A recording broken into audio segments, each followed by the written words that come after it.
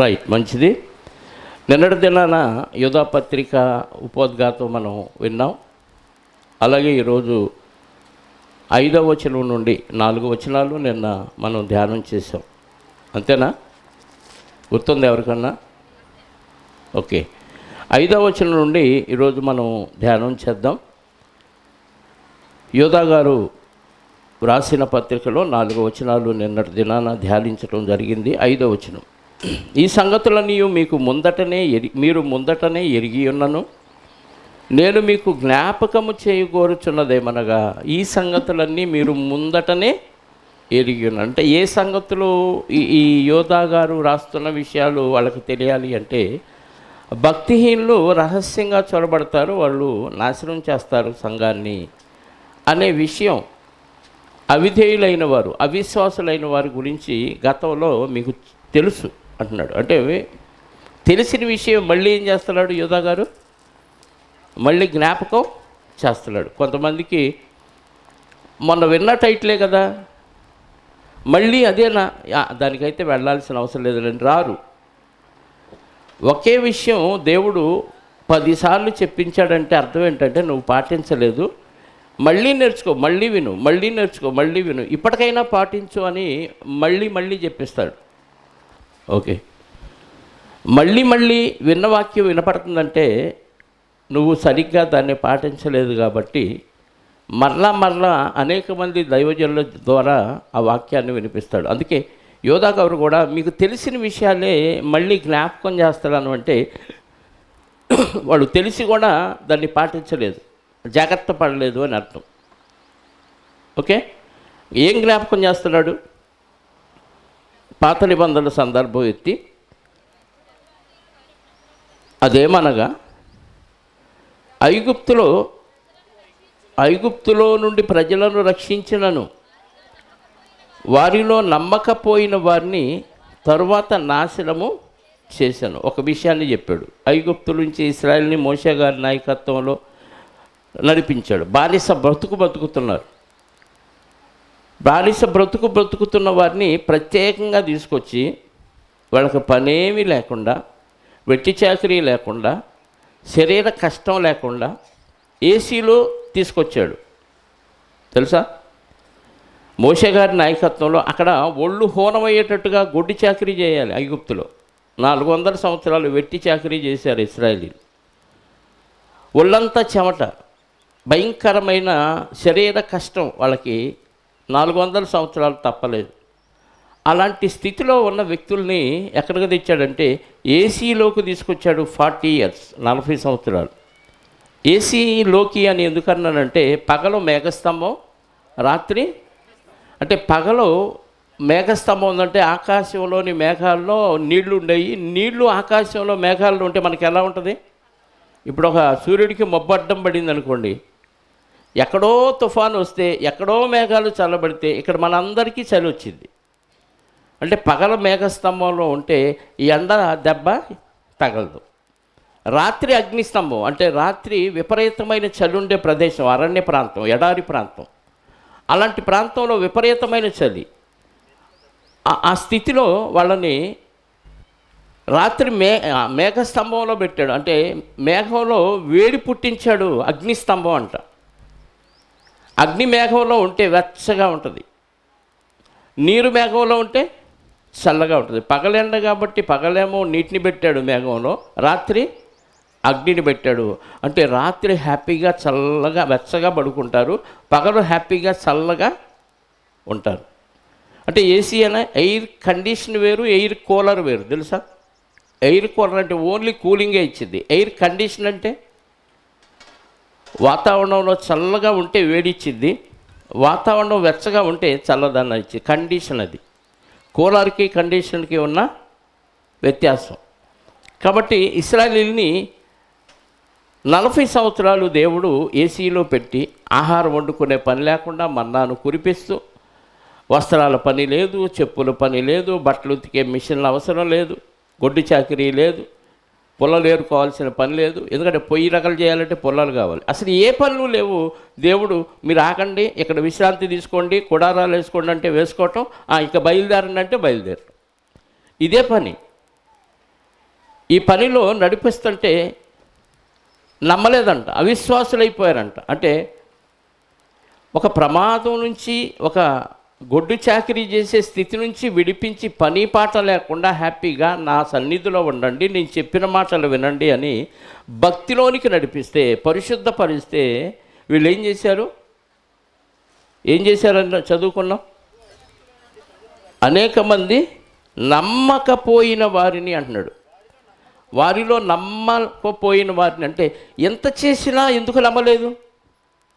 ఇప్పుడు కూడా సమాజంలో చాలామంది ఉన్నారు క్రైస్తవుల్లో. చర్చికి వచ్చిన వాళ్ళందరూ ప్రభువుని యందు విశ్వాసం ఉంచిన వాళ్ళు అనుకుంటే చాలా పొరపాటు. మీరు తప్పులో కాలేసినట్టే, పప్పులో కాదు. చర్చికి వచ్చే వాళ్ళందరూ పరలోకి వెళ్తారా? వెళ్ళరు. ఎందుకు వెళ్ళరు చెప్పండి? ఎందుకు వెళ్ళరు? అర్థం కాలేదా? ప్రశ్న అర్థమైందా? ఇంకే భాష రాదు నాకు, మరి ఇంకో భాషలు అడగటానికి. ఎందుకు నమ్మరు? ఎందుకు వెళ్ళరు పరలోకం అంటే? నమ్మినట్లుగా నటిస్తారు కానీ నమ్మరు. ఎలా తెలుసండి మీకు నమ్మినట్టుగా నటిస్తారు నమ్మరని మీకు ఎలా తెలుసండి అంటే, వారి క్రియలను బట్టి మనకు అర్థమైంది. నిజంగా దేవుని యందు విశ్వాసం ఉంచితే, దేవుడు నన్ను పరలోకం చేరుస్తాడనే విశ్వాసం ఉంచితే నువ్వు నమ్మినట్టు. నమ్మిన వారి క్రియలు ఎలా ఉంటాయి? సమయానికి చర్చికి రావటం, వాక్యానుసారంగా బతకటం, వాక్యానుసారంగా పనులు చేయటం ఉంటుంది. అయినా మనం అలా ఉన్నామా లేదా? ఇప్పుడు మన మార్కులు మనమే వేసేసుకోవచ్చు. అలాంటి దుస్థితిలో నుంచి వారిని విడిపించి నడిపించి పాలు తేళ్లు ప్రవహించే కనాను దేశాన్ని మీకు ఇస్తాను అని అంటే, ఈరోజు దాన్ని సాదృశ్యంగా తీసుకుంటే, ఐగుప్తు అనేది పాపపు లోకంగా తీసుకుంటే, ఈ లోకం పాపపు లోకం. పాపములో పడి ఉన్న మనల్ని దేవుడు తన కుమారుడైన యేసుక్రీస్తు ద్వారా రక్షించి, ఆనాడు ఇశ్రాయేలుని ఎలాగైతే ఐగుప్తు నుంచి విడిపించాడో, పాపము నుండి విడిపించి పాలు తేళ్లు ప్రవహించే కనాను దేశానికి ఇశ్రాయేలుని ఎలా నడిపిస్తానన్నాడు? మనల్ని పరమ కనానుకు నడిపిస్తానన్నాడు దేవుడు. అలా నడిపించడానికి పాపము నుండి ఏం చేశాడు? విడిపించాడు. విడిపించిన ఆయన నమ్మాలా వద్దా? నమ్మాలి. అయినా నమ్మకం లేదా? నమ్మల. అంటే విడిపించినా కానీ నమ్మలేదంటే ఇంకెంత దౌర్భాగ్యంలో చూడండి. వాళ్ళు అరణ్యంలో రాలిపోయారు, మనం నరకంలో రాలిపోతాం. అది యోధా గారు ఆ విషయాన్ని కొత్త నిబంధనలో మనకి ఎందుకు రాయించాడంటే, ఐగుప్తు నుంచి విడిపించిన వారిలో చాలామంది నమ్మలేదు. ఎంతమంది నమ్మలేదు తెలుసా? కాల్బలం. అక్కడ నుంచి యవ్వనస్తులు బయలుదేరి వచ్చిన వారిలో 6 లక్షల మంది, స్త్రీలు, పిల్లలు, వృద్ధులు, వీళ్ళందరినీ లెక్కేలా.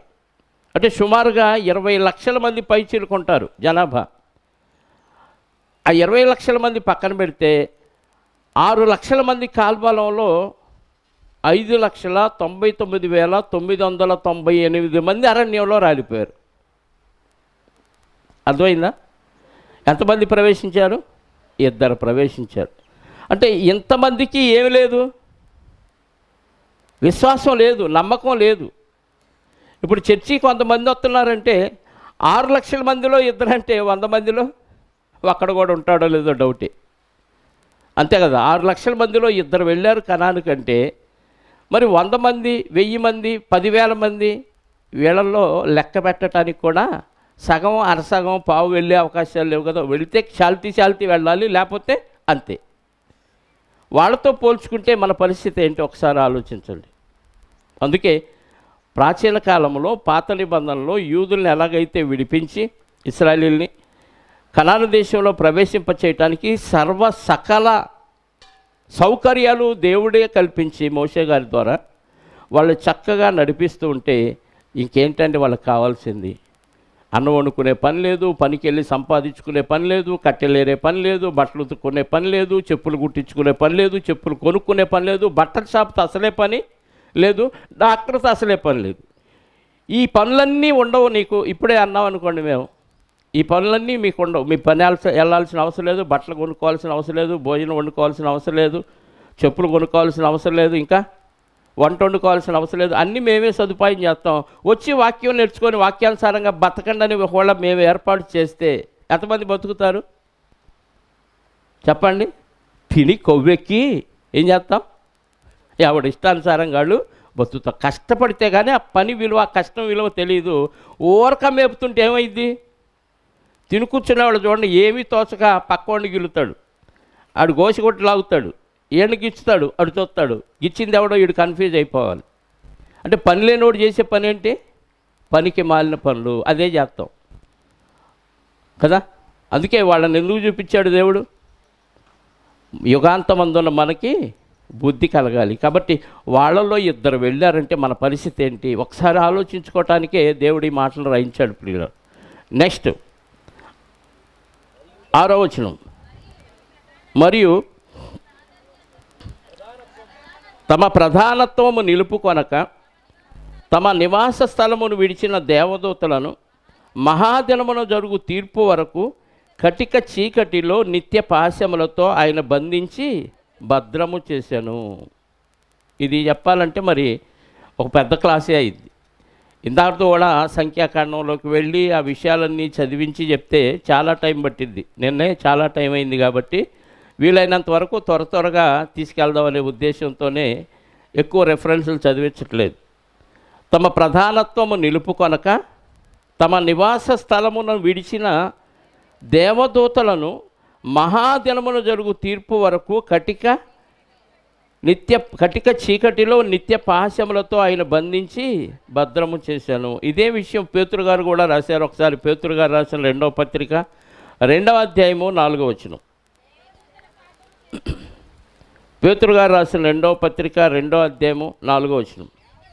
దేవదూతలు పాపము చేసినప్పుడు దేవుడు వారిని విడిచిపెట్టక పాతాళలోకమందలి కటిక చీకటి గల బిలములోనికి త్రోసి తీర్పులకు కావలిలో ఉంచబడటకు వారిని అప్పగించెను. ఇదే విషయం యూదా గారు రాశారు, ఇదే విషయం పేతురు గారు రాశారు. ఇద్దరు తోసేశాడు అని చెప్పాడు. అంటే అప్పటికి ఎప్పుడుకో అయిపోయింది కాబట్టి ఇద్దరు జరిగిపోయింది చెప్పేశారు. ఎక్కడ జరిగింది ఏంటంటే ఈ ప్రకృతి పుట్టక ముందు, భూమిని ఇంకా దేవుడు చెయ్యక మునుపు, భూమి మీద మానవ మనుగడ ప్రారంభం కాకమునుపు దేవుడికి ఒక ఆలోచన కలిగింది. ఆ ఆలోచన ప్రకారమే ఈ ప్రకృతి అంతా చేశాడు. ఏంటి దేవుడికి కలిగిన ఆలోచన సంకల్పం అంటే, నాకు అనేక మంది పిల్లలు కావాలి అనే ఆలోచన వచ్చింది. ఆ పిల్లలు కొంతకాలం భూమి మీదకు పంపించి భూలోకాన్ని కలుగజేసి భూమి మీద సర్వ సదుపాయాలు వారికి కలిగించి ఆ సదుపాయాల్లో వాళ్ళు కొంతకాలం బ్రతికి నేను చెప్పినట్టుగా బ్రతికి తిరిగి మళ్ళీ పరలోకానికి రావాలనే ఆలోచనతో దేవుడు ఈ ప్రకృతిని కలిగించాడు. చాలామందికి తెలియదు, అన్యులకు అసలే తెలియదు మనిషి బ్రతుకెందుకో, ఎందుకు భూమి కలిగిందో, ఎందుకు భూమి మీద ఈ సర్వ సంపదలు మనకి ఇచ్చాడో ఇవన్నీ తెలియదు. అదే వచ్చినాయి, అదే పోయినాయి, అవి అలా జరిగిపోతూ ఉంటాయి అంటాడు. ఏది తనంతట తాను జరగదు, దాని వెనక ఏదో శక్తి ఉంటేనే ఏదైనా జరిగింది.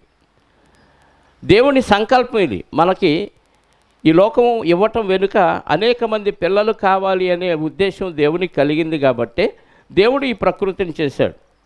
ఎఫ్ఎస్సి పత్రిక తీయొద్దు, 1వ అధ్యాయం 4 నుంచి 6 వచనాలు రాసుకోండి, తర్వాత చదువుకోండి. ఈ ఉద్దేశం ప్రకారంగా దేవుడు అనుకొని తనలోని ఒక భాగాన్ని బయటికి తీసి ఆ భాగానికి యేసు లేదా వాక్యం అనే పేరు పెట్టి, జ్ఞానం అనే పేరు పెట్టి ఆయన ద్వారా మనల్ని కనాలనుకున్నాడు. అది కూడా ఎఫ్ఎస్సి పత్రిక 1వ అధ్యాయంలోనే ఉంటుంది, ఇప్పుడు తీయొద్దు. ఆయనలో మనల్ని ఎప్పుడైతే ఏర్పరచుకున్నాడో తర్వాత దేవుడు మనకి సేవ చేయటానికి దేవదూతల్ని సృష్టించాడు. ఎవరి ద్వారా? యేసుక్రీస్తు ద్వారా. ఇది కొలస్సీ పత్రిక 1వ అధ్యాయము 15 వచనాల నుంచి ఉంటుంది. అన్నీ తీయొద్దు, ఎందుకంటే ఇది పెద్ద స్టోరీ కాబట్టి వివరణ చెప్తున్నాను మీకు. దేవదూతలను సృజించాడు. ఈ దేవదూతలకు అధికారం ఇచ్చాడు. ఇచ్చిన అధికారాన్ని దేవదూతలు దుర్వినియోగపరుచుకున్నారు. యెషయా గ్రంథం 14వ అధ్యాయం, ఇది చదవాలి. యెషయా గ్రంథం 14వ అధ్యాయము 12వ వచనం నుండి ఒకసారి చదువుదాం ప్రియులారా.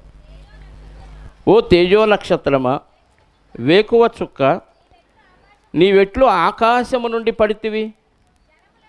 జలములను పడగొట్టిన నీవు నేలమట్టము వరకు ఎలాగూ నరకబడితివి? నేను ఆకాశములకు ఎక్కిపోయేదును, దేవుని నక్షత్రములకు పైగా నా సింహాసనమును హెచ్చింతును, ఉత్తర దిక్కునున్న సభాపర్వతం మీద కూర్చుందును, మేఘమండలముల మీదకి ఎక్కుదును, మహోన్నతునితో సమానునిగా నన్ను చేసుకొందునని నీవు మనస్సులో అనుకొంటివి కదా. నీవు పాతాళమునకు నరకములో ఒక మూలకు త్రోయబడితివే. ఇందాక యోధా గారు చెప్పింది ఇదే, పేతురు గారు చెప్పింది కూడా ఇది. ఏమనుకున్నాడంట? దేవదూతల్లో ఒక దేవదూత దేవునితో సమానంగా చేసుకోవాలి, ఇంకా కొంచెం అడిగితే దేవుని కంటే ఉన్నతమైన స్థానాన్ని కోరుకున్నాడు. మనందరినీ తన హస్తగతం చేసుకోవాలనుకున్నాడు. దేవుని కింద దేవుని పిల్లలుగా ఉన్న మనల్ని తన వైపు మళ్ళించుకోవాలి, నేనే వారిని పరిపాలించాలి అనుకున్నాడు. అంటే సింహాసనాన్ని కోరుకున్నాడు, అధికారాన్ని కోరుకున్నాడు. అధికారాన్ని ఆకాంక్షించిన ఎవడైనా సాతాను సంబంధి, గుర్తుపెట్టుకోండి. యేసుక్రీస్తు వారు భూమి మీదకి వచ్చినప్పుడు అధికారాన్ని చలాయించడానికి రాలేదు, దాసునిగా చేసుకోవటానికి వచ్చాడు. అందరికీ పరిచారము చేయటానికే వచ్చాను కానీ పరిచారము చేయించుకొనుటకు నేను రాలేదన్నాడు. అంటే నాయకత్వం వహించి అధికారం చలాయించాలి అనే ఆలోచన మంచిది కాదు. అలాని ఎవరికి ఏం చెప్పకుండా ఉండేవాడు అధికారం చలాయించుతున్నాడు, చెప్తున్నవాడు చలాయిస్తున్నాడు అనుకుంటే పొరపాటు. ఎదుటి వాళ్ళని సరిచేసే విధానం వేరు, ఎదుటివారి మీద జులుము ప్రదర్శించే విధానం వేరు. దానికి దీనికి చాలా తేడా ఉంది. ఎదుటివాడు తప్పు చేయకుండా జాగ్రత్త చేయటం అది మంచి పద్ధతి. అది తల్లిదండ్రులుగా పిల్లలకి నేర్పుతారు, పిల్లల్ని గద్దిస్తారు, కొడతారు. ఆ పద్ధతి వేరు. పక్కింటోడు వచ్చి పిల్లల్ని కొట్టడం వేరు. వాడి కక్షతోనో ఏదో ఉద్దేశంతో కొడతాడు.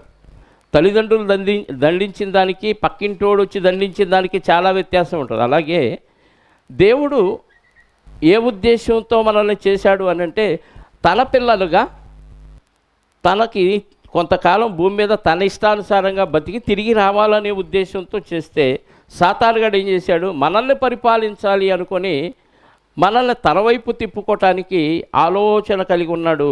అందుకే ఏం చేశాడు దేవుడు? పాతాళములో, నరకములో ఒక మూలకు తోయబడితేవే అంటున్నాడు.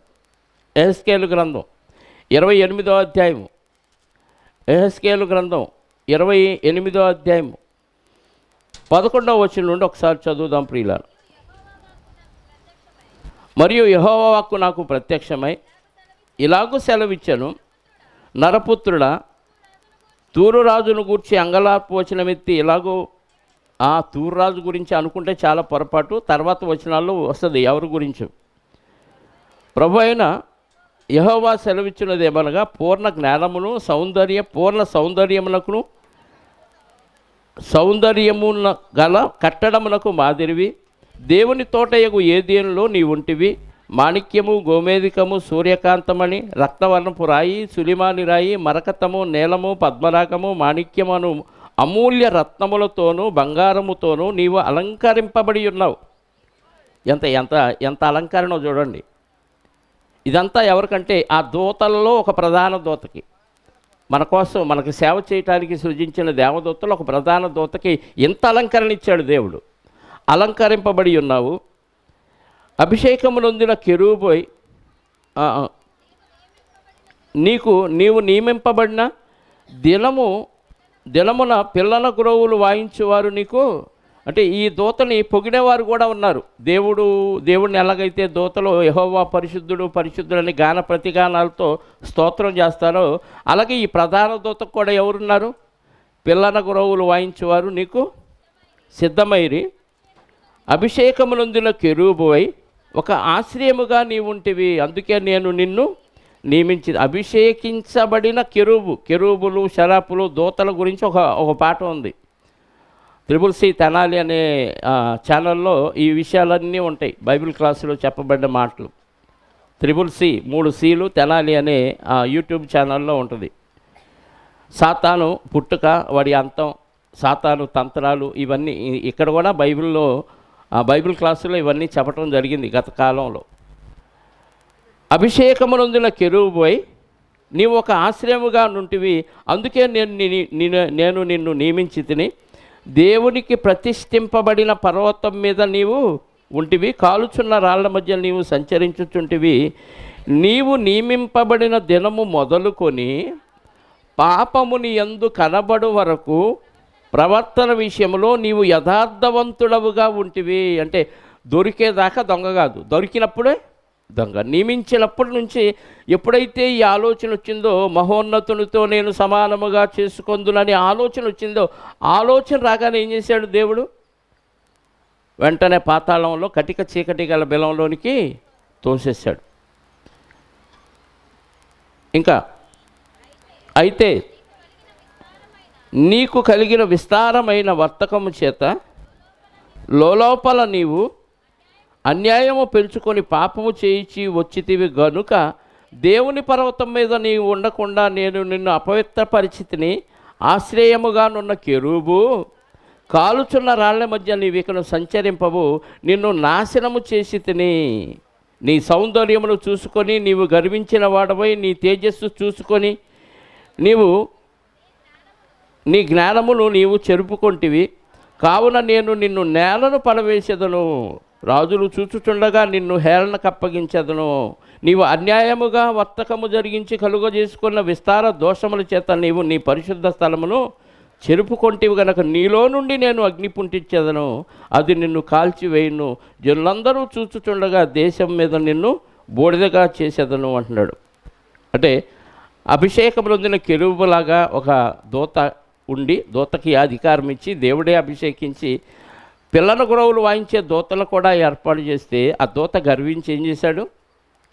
దేవునితో సమానంగా ఉండాలి, దేవుని నక్షత్రాలకు పైగా నా సింహాసనం, అంటే దేవుడి నక్షత్రాలంటే మనమే, మనల్ని పరిపాలించాలి అనే ఆలోచనలోకి వెళ్ళినప్పుడు దేవుడు ఏం చేశాడు? పాతాళములో యోధపత్రిక 5వ వచనం కంటిన్యూషన్ చేయండి.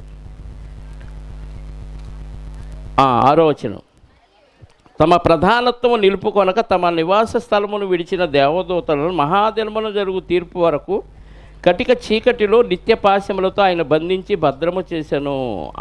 ఎందుకు చెప్పాడు ఈ విషయాలు?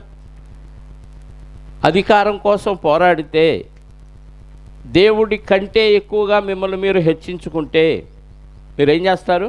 దేవుడు ఏం చేస్తాడు? పాతాళములోని కటిక చీకటి గల బెలానికి పంపుతాడు అని మనకి హెచ్చరిక చేయటానికి యోధా గారు ఆ సంఘములో ఉన్న వ్యక్తులకి, ఎవరైతే చెదిరిపోయిన వారు ఉన్నారో అనేక ప్రాంతాలకి, వారికి ఈ విషయం రాశాడు. ఈరోజు మనకి కూడా ఈ విషయాన్ని తెలియజేస్తాడు. సాతాన్లాగా ఆలోచనలు చేయొద్దు, అధికారం కోసం పాకులాడొద్దు, అధికారం కోసం పక్కనోడి అనగదొక్కాలని ఆలోచన చేయొద్దు. అధికారం నీకు కావాలనుకుంటే నువ్వేం చేయాలంటే అందరికీ లోబడి ఉండాలి, అందరికీ గొడ్డు చాకరీ చేయాలి. ఇది క్రీస్తు నియమం, లోకరీతిలో నియమం. అధికారులంటే చెప్పండి, అధికారులంటే ఏం చేస్తారు లోకంలో? ఏదో లోక వెరగనోళ్ళలాగా సైలెంట్గా ఉంటారు. లోకంలో అధికారులు ఏం చేస్తారు? కొట్టో, తిట్టో, దండించో పని చేస్తారు. మీరు ఒక యజమాని కింద పనికి వెళ్ళారనుకోండి, చెయ్యమ్మ ప్లీజ్ అంటాడా? ఏమంటాడు? చేస్తే చేయి, లేకపోతే వెళ్ళిపో అంటాడా?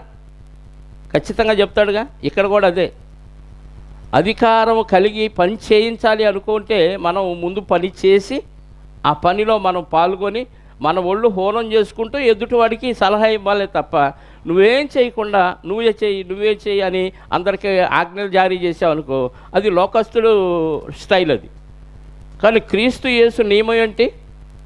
యేసుక్రీస్తుని పోలి నడుచుకోవటమే. ఆయన పరిచారం చేశాడు తప్ప చేయించుకోలేదు. అందరి పాదాలు కడిగాడు, మీరు కూడా ఇలాగా చేయండి అన్నాడు. అది చెప్పటానికి ఇదిగో ప్రధానత్వం నిలుపుకోకుండా ఉన్న దేవదేవతల పరిస్థితి ఏమైందో అది జాగ్రత్త కలిగి ఉండండి అని మనకి హెచ్చరిక చేశాడు. 7వ వచనం, ఆ ప్రకారముగానే సొదొమ గొమొర్రాలను వాటి చుట్టుపట్లనున్న పట్టణములను వీరి వలనే వ్యభిచారము చేయుచు పరశరీరానుసారులైనందున నిత్యాగ్ని దండన అనుభవించుచు దృష్టాంతములుగా ఉంచబడెను.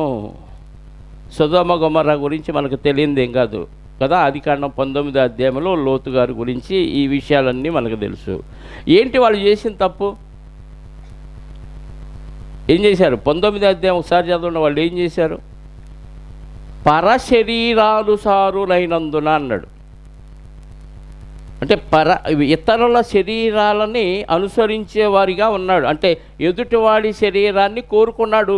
ఆ శరీరం మగదా ఆడదా కూడా తేడా లేదు, మగ ఆడ తేడా లేదు, ఆడ మగ మాడ ఏమి తేడా లేదు.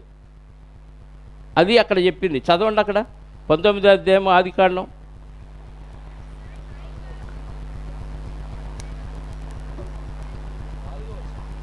4వ వచనం చదవండి.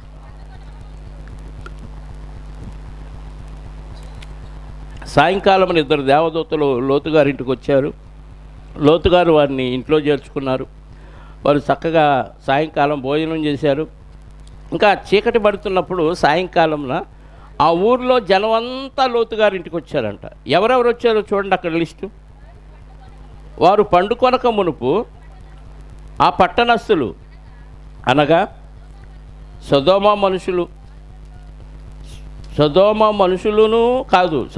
మనుషులు ఎవరెవరు వచ్చారంటే బాలురును వృద్ధులను ప్రజలందరూ నలుదిక్కల నుండి కూడి వచ్చి, ఎవరెవరు వచ్చారు? పిల్లలు వచ్చారు, ముసలోళ్ళు వచ్చారు. అంటే మిగతా బ్యాచ్ అంతా వచ్చారు. ప్రజలందరూ ఆ లోతుగారి ఇండ్లు చుట్టుముట్టి నలుదిక్కల నుండి కూడి వచ్చి ఆ ఇల్లు చుట్టవేసి లోతును పిలిచి, ఈ రాత్రి నీ యొద్దకు వచ్చిన మనుషులు ఎక్కడ? మేము వారిని కూడునట్లు మా యొద్దకు వారిని వెలుపలికి తీసుకొని రమ్మని అతనితో చెప్పగా. ఎందుకు వచ్చారంట? అంటే వచ్చింది పురుషులు. దేవదూతలు ఎలా వచ్చారు? పురుషుల్లాగా వచ్చారు. పురుషుల శరీరాలు ధరించుకొని వచ్చారు. లోతుగారికి కనిపించారు. మామూలు మనుషుల్లాగానే ఉన్నారు. పొరుగు రోళ్ళు అనుకున్నారు వీళ్ళు. సొదొమ గొమొర్రా మనుషులు ఎవరు? కొత్త మనిషి ఆ ప్రాంతానికి ఎవడైనా వస్తే వదిలిపెట్టరు. వ్యభిచార కోపాల్లో కూడా కొత్త వాళ్ళు తీసుకొచ్చి అలవాటు అయిన వాళ్ళకి ఫోన్లు చేస్తూ ఉంటారట. ఈ కొత్త మనుషులు రాగానే తెలిసిపోయింది. ఆ ఊరు చుట్టుపక్కల 2 జంట నగరాలకే తెలిసిపోయింది. వారు ఏం చేశారు? వచ్చి ఈ రాత్రి నీ ఇంటికి వచ్చిన వారిని బయటికి తీసుకురా. ఎందుకురా అని అడిగితే, మేము వారిని కూడా పిల్లలకు వృద్ధులకు కూడా కావాలా? ఎంత దౌర్భాగ్యంలో చూడండి. ఈ విషయం కొత్త నిబంధనలో కూడా దేవుడు వ్రాయిస్తూ ఒక మాట వ్రాయించాడు. పేతురు గారి పత్రికలో చూడండి ఒకసారి.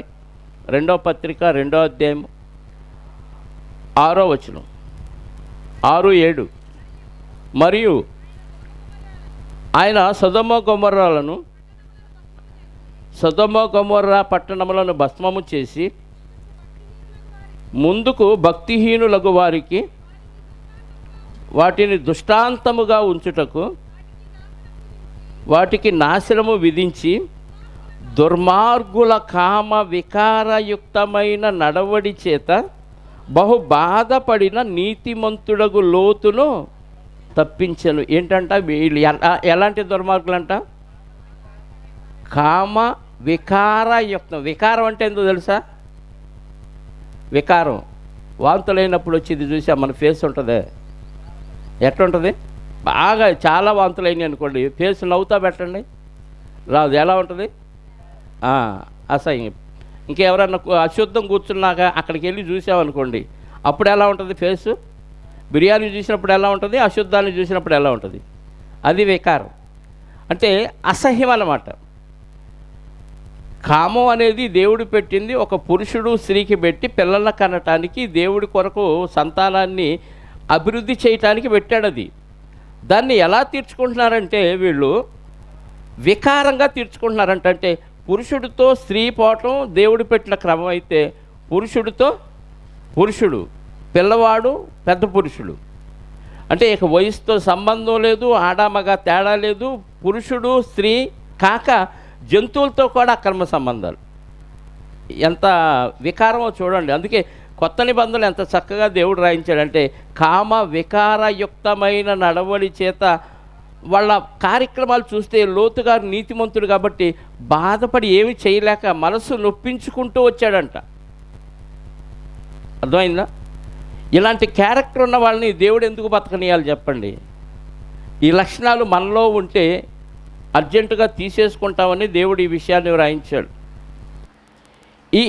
ఈ జంట నగరాల జబ్బు ఆ ప్రాంతానికే పరిమితం కావాలి. మనకి ఇప్పటిదాకా ఈ సొదొమ గొమొర్రా పట్టణాలు మాత్రమే నాశనమైనవి అనుకున్నాం. వీళ్ళ వలన చెడిపోయిన వాడు కూడా ఉన్నారు చాలామంది. ఒకసారి యెషయా గ్రంథం చూద్దాం. యెషయా గ్రంథం 49వ అధ్యాయము,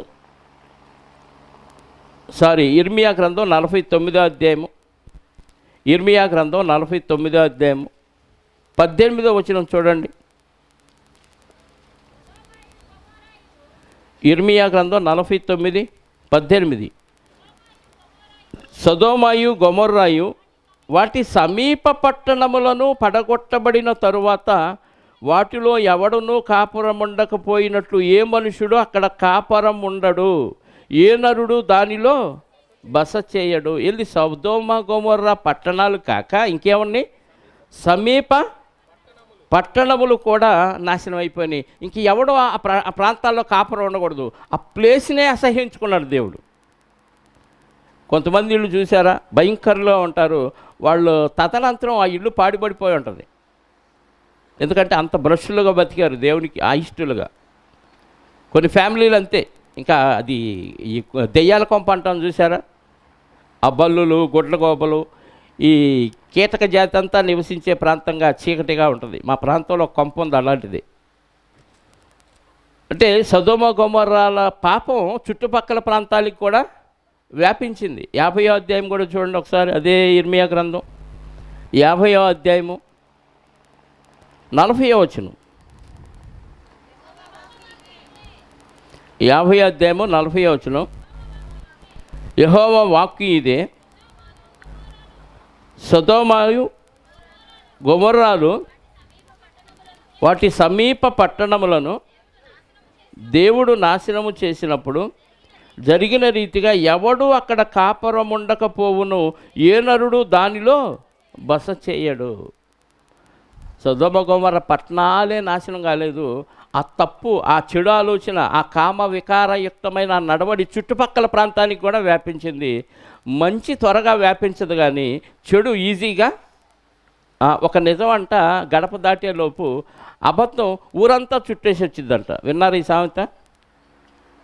మన ఇంట్లో ఏదైనా చిన్న గొడవ జరిగిందనుకోండి, భార్యాభర్తలు అలుచుకోవటం లేకపోతే తల్లిదండ్రులు ఏదో గొడవ పడ్డారనుకోండి, ఈ గొడవ ఎవరికి తెలియదులని మనం అనుకుంటాం. ఊరంతటికి తెలిసి అవునమ్మా అవునక్క అలా జరిగిందంటగా అంటారు. ఎవరు చెప్పారంటే అలా వచ్చిందిలే అంటారు. ఎలా తెలిసింది? అలా వెళ్ళిపోయింది అంతే. ఒక మంచి జరిగిందానికి ఇప్పుడు సభ జరుగుతుంది, మంచిగా చెడా? మంచి. చుట్టుపక్కల వాళ్ళు వింటారా? వింటారు కానీ మనసుకి ఎక్కదు. ఎందుకు? ఈ సభలో ఒక మంచి స్టోరీ చెప్పాను అనుకో, నేను మంచి పెట్టకథ, ఎక్కడో ఉన్నవాడు కూడా వింటాడు. పాస్టర్ గారు ఏం చెప్పాడంటే మళ్ళీ చెబుతాడు. ఈ వాక్యం ఎక్కదు. ఎందుకని? మంచి జీర్ణం అవ్వదు, చెడు మాత్రం బాగా డైజెస్ట్ అయ్యిద్ది, చక్కగా డైజెస్ట్ అయ్యిద్ది, అరిగిద్ది. ఆ కంపు అందరికీ పంచిద్ది కదా, అరిగిందే కదా బహిర్భూమిలో వెళ్ళేది. చెడు బాగా అరిగింది బయటికి వెళ్ళిపోయి అందరికీ పంచిద్ది. ఆ చెడు తీసుకున్న వాళ్ళు ఇంకా చాలామందికి స్ప్రెడ్ చేస్తూ ఉంటారు. మంచి మాత్రం పాకదు. ఎందుకు చెప్పాడు ఈ మాట? సొదొమ గొమొర్రాలు మనకి దృష్టాంతాలుగా ఉన్నాయి. అలాంటి పాడు బుద్ధులు మనలో ఎవరికైనా ఉంటే, వ్యభిచారపు బుద్ధి ఎవరికైనా ఉంటే తీసేసుకోవాలి అనే ఉద్దేశంతోనే ఈ వచనాన్ని దేవుడు రాయించడం జరిగింది. ఇంకా సొదొమ గొమొర్రాల గురించి ఎన్నో వచనాలు ప్రతి గ్రంథంలో దేవుడు రాయించాడండి. పాత నిబంధనలో రాయించాడు, కొత్త నిబంధనలు. ఒక ఇశ్రాయేలు రాజు యెరోబాము గురించి ఎలాగైతే ఆడు చేసిన దౌర్భాగ్యం మీరు చేయొద్దురా, అలా పాడైపోవద్దని ఎలాగైతే దేవుడు రాయించాడో, అలాగా ఈ సొదొమ గొమొర్రాల గురించి కూడా చాలా గ్రంథాల్లో దేవుడు రాయించాడు. ఎందుకంటే అంత భ్రష్టు పట్టిపోయిన ప్రాంతాలు అయిపోయినాయి. వాటి వల్ల చుట్టుపక్కల ప్రాంతాలు కూడా నాశనమైనవి. నీ చెడు నీతోనే ఆగిపోదు, నీతో పాటు బాగా స్ప్రెడ్ అయిపోయింది. అనేక మందికి ఇది పాకిద్ది. ఆ చెడగొట్టిన ఘనత అవార్డు ఎవరికి ఇస్తాడంటే దేవుడు నీకే ఇస్తాడు. ఏంటి దాని ఫలితం? నిత్య నరకం. కాబట్టి చెడేదన్ను ఉంటే ముందు నీతోనే దాన్ని సమాధి చెయ్యి. ఇప్పటికీ సొదొమ గొమొర్రా ప్రాంతంలో మొక్క మొలవదండి. ఎందుకంటే అక్కడ అగ్నిగంధకాలు కూర్చుని ఆ ప్రాంతంలో మొలకెత్తదిక. ఇళ్ళు మొత్తం నేలమట్టం అయిపోయినాయి, కాలిపోయినాయి. రైతు విత్తనం వేసిన ఆ ప్రాంతంలో ఇప్పటికీ మొలకెత్తదంటే ఎప్పుడు జరిగింది ఇది చెప్పండి? క్రీస్తు పూర్వం జరిగితే ఇప్పటికీ అక్కడ మొలకెత్తలేదంటే ఎంత శాపగ్రస్తమైన ప్రదేశం ఒకసారి ఆలోచించండి ప్రియులారు. అందుకే ఈ శాపం నీతోనే పోవాలి. తర్వాత తరాలకి ఇది వ్యాపించకుండా ఉండటానికి కొత్త నిబంధనలో దృష్టాంతాలుగా మళ్ళీ ఈ విషయాన్ని దేవుడెత్తి ఎందుకు తెలియజేశాడు మనకంటే జాగ్రత్త పడుతున్నామని. మనం 7వ వచనం యోధా పత్రిక 8. అటువలనే మీరును కలలు కనుచు వీరును అటువలనే వీరును కలలు కలుచు శరీరమును అపవిత్రపరచుకొనుచు ప్రభుత్వమును నిరాకరించుచు మహాత్ములను దూషించుచున్నారు. వీరును అంటే ఎవరు? 4వ వచనంలో ఎవరి గురించి అయితే చెప్పాడో వాళ్ళ గురించి. వీరును వాళ్ళతో 3 రకాల ఎగ్జాంపుల్స్ చెప్పాడు. ఒకటేమో ఐగుప్తులో నుంచి బయలుదేరిన ఇశ్రాయేల్లో అవిధేయులైన వారు, అవిశ్వాసులైన వారు, నమ్మలేని వారిని అక్కడే అరణ్యంలోనే చంపేశాడని ఒక ఎగ్జాంపుల్. 2 ప్రధానత్వం నిలుపుకొనని దేవదూతల్ని దేవుడు అధపాతాళానికి తొక్కి కటిక చీకటి గల బిలంలో బంధించాడనేది 2వది. 3వది సొదొమ గొమొర్రా పట్టణాలు, ఆ చుట్టుపక్కల ప్రాంతాలను కూడా దేవుడు ఇప్పటికీ దాన్ని నాశనంగానే చూపిస్తూ ఉన్నాడనేది మనకు అర్థమైంది. ఈ 3 ఎగ్జాంపుల్స్ ఎందుకు చెప్పారంటే పైన సంఘంలో ఎవరు ప్రవేశించారు? అబద్ధ బోధకులు. అదే 4వ వచనంలో మనం చదువుకుంది. ఆ భక్తిహీనులు, అబద్ధ బోధకులు, వీళ్ళ గురించి చెబుతూ ఇదిగో ఇంతమందిని ఎగ్జాంపుల్గా చెప్పాడు. అంటే ఇంతమందిని ఎందుకు చూపిస్తున్నారు? మనం జాగ్రత్త పడతామని. అటువలనే వీరును అంటే ఈ 4వ వచనంలో ఉన్న అబద్ధ బోధకులు, భక్తిహీనులు ఎవరైతే ఉన్నారో వారి గురించి చెప్తున్నారు. వీరు కూడా పరశరీరానుసారులై ప్రభుత్వమును కలలు కలుచు శరీరమును అపవిత్రపరుచుకొనుచు ప్రభుత్వం అంటే ప్రభువు యొక్క సంఘం. ప్రభు యొక్క ప్రభుత్వం ఏదంటే కొత్త నిబంధన ప్రభుత్వం. కొత్త నిబంధన ప్రభుత్వంలో చట్టం ఏది? 27 పుస్తకాలతో కూడిన బైబిల్ కొత్త నిబంధన. ఈ ప్రభుత్వంలో చట్టం ఉంది. చట్టంలో మంచేదో చెడేదో ఉంది. దీన్ని నిరాకరిస్తున్నారంటే ఈ వాక్యాలు వాళ్ళు పాటించట్లా. ఇలా ఉండాలి, ఇలా ఉండకూడదని వాక్యం చెప్తుంది. ఇది కాదు, ఇది వేరే, ఇది ఆయన పౌలు గారు ఏదో సంతకం రాశాడు, పేతురు గారు ఏదో సంతకం రాసుకున్నాడు, ఇది పౌలు గారిది, ఇది పేతురు గారిది, అసలు విషయం ఇది కాదని తప్పుడు బోధలు తెచ్చి ప్రజలను మాయ చేస్తున్నారు. ఇప్పటికీ ఇలాంటి వాళ్ళు సంఘాల్లో ఉన్నారంటే బోల్డ్ మంది ఉన్నారు. ఆడు చెప్పిందే నమ్ముతావు. బైబిల్లో అలా ఉందా లేదా చూడరు. ఇందాక మొదటి వర్తమానంలో విన్నాం కదా, బెరయా సంఘస్థులు ఏం చేశారు? పౌలు శీలయు చెప్పిన సంగతులు అలాగ ఉన్నవో లేదో అని ప్రతిదినము లేఖనాలని పరిశోధిస్తూ వచ్చారు. ఆ బైబిల్ తెరిచి చూస్తే అర్థమైద్ది. తెరవకుండా మీరు బైబిల్ మూసేయండి, నేను చెప్పేది వినండి, నా మొహమే చూడండి అని అంటే మీకేం అర్థం కాదు. ఆయన మొహం అర్థమైద్ది అంతే. పరశరీరానుసారులు అయిపోయారు. అలాగే వీరును కలలు కలుచు శరీరమును అపవిత్రపరుచుకొనుచు అంటే శరీరాన్ని పవిత్రపరిస్తే ప్రభు వీళ్ళు ఏం చేస్తున్నారు? అంటే వాక్యానికి విరుద్ధంగా బతికితే శరీరం ఏమైపోద్ది? ఆ వాక్యానుసారంగా బతికితే పవిత్రపరచబడింది. దీన్ని బట్టి అర్థమైంది, నేను అపవిత్రునా పవిత్రునా, అపవిత్రమైన పనులు చేస్తున్నానా పవిత్రమైన పనులు. వాక్యములో ఉన్నదానికి వ్యతిరేకంగా బతికితే నువ్వు అపవిత్రుడివే. అలాంటి బ్యాచ్ ఇది. కళలకు అంటున్నాడు, అంటే నువ్వు వాక్యంలో ఉందొకటైతే నీ కళలో వచ్చింది ఒకటి. చాలామంది ఉన్నారు ఇలాంటి బ్యాచ్. వాడు కళలో ఏమొచ్చిందంటే వాడు మనసులో ఏదనుకుంటాడో అదే వచ్చింది. మనసులో ఏమనుకుంటాడో అదే వచ్చింది. కొంతమంది ఉంటారు దేవదూత ఆరాధన యందు ఇచ్చ కలిగి, కొలసీలో ఉంటుంది, ఇప్పుడు తీయొద్దులండి. కళలో వాడి దేవుడు కనిపించినట్టుగా ఉంటుంది, దేవుడు ఏదో చెప్పినట్టుగా ఉంటుంది, అదే ప్రజలకు చెప్తాడు, ప్రజలను మోసం చేస్తాడు. అటువల్ల వీరును కలలు కలుచు పరశరీరానుసారులైనందున శరీరమును అపవిత్రపరుచుకొనుచు ప్రభుత్వమును నిరాకరించుచు మహాత్ములను దూషించుతున్నారు. మహాత్ములు అంటే మహిమలు, మహాత్ములు అంటే మహిమలు. మహిమలు అంటే దేవుని కార్యక్రమాలు చేసే దైవజనుల్ని దూషిస్తున్నారు. మహాత్ములు అంటే ఎవరు? వాక్యానుసారంగా బతికిన వాళ్ళు, పరిశుద్ధాత్మ సహాయంతో బతికిన వాళ్ళు మహాత్ములు. మంచి చేసేవాళ్ళు మహాత్ములు. అంటే దేవుని మహత్యాన్నే, మహాత్ముల్నే, ఆయన మహిమల్నే దూషించేవారుగా ఉన్నారు. అంటే దేవుడు చెప్పిన వాక్యానికే వ్యతిరేకంగా దోషల వాక్యాలు మాట్లాడుతున్నారంటే వీడు మంచోళ్ళ చెడ్డోళ్ళ? భయంకరమైన పాపులు, భయంకరమైన అపవిత్రులు. కాబట్టి ఇదిగో 3 రకాల ఎగ్జాంపుల్స్తో పోల్చి అలా మీరు ఉండకూడదు, వీళ్ళు అలాంటి దౌర్భాగ్యులు సంఘంలో ప్రవేశించారు, జాగ్రత్త అని చెప్తున్నాడు. అయ్యే నచ్చుతాయి, కట్టుకథలు పెట్టకథలే నచ్చుతాయి. ఎంతో దూరం వెళ్ళిపోతారు ఆ కథల కోసం. ఎవడో రాసిన పుస్తకంలోని ఆ పనికిమాలిన కథలు మనకెందుకండి? వాక్యం ఉంది, వాక్యంలో ఉన్న భక్తులు ఉన్నారు, వాళ్ళ చరిత్ర పరిశుద్ధాత్మ ప్రేరణతో రాయబడింది. ఎవడో రాసిన పుస్తకం ఆడు సొంతగా రాసింది, ఆడు చెడు ఎవడో చెప్పడు, ఆడు మంచిగా చెప్తాడు వాడి సాక్ష్యాన్ని. అవి మనం పలానోళ్ళు నువ్వు చూడలేదు, ఆ వ్యక్తి ఎవరో నీకు తెలియనప్పుడు ఆ వ్యక్తి గురించి ఎవడో పుస్తకం రాస్తే ఆ పుస్తకం చదివి పలానోళ్ళు ఇట్టంట అంటే అది అలా బతకపోతే రేపు దేవుడు నీకు లెక్క అడుగుతాడుగా. వాళ్ళు ఏమన్నా చూసావా, వాడి బతుకు నువ్వు చూసావా, నువ్వేంది వాడి గురించి రికమెండేషన్ చేసి సభలో చెప్పావు అంటాడు.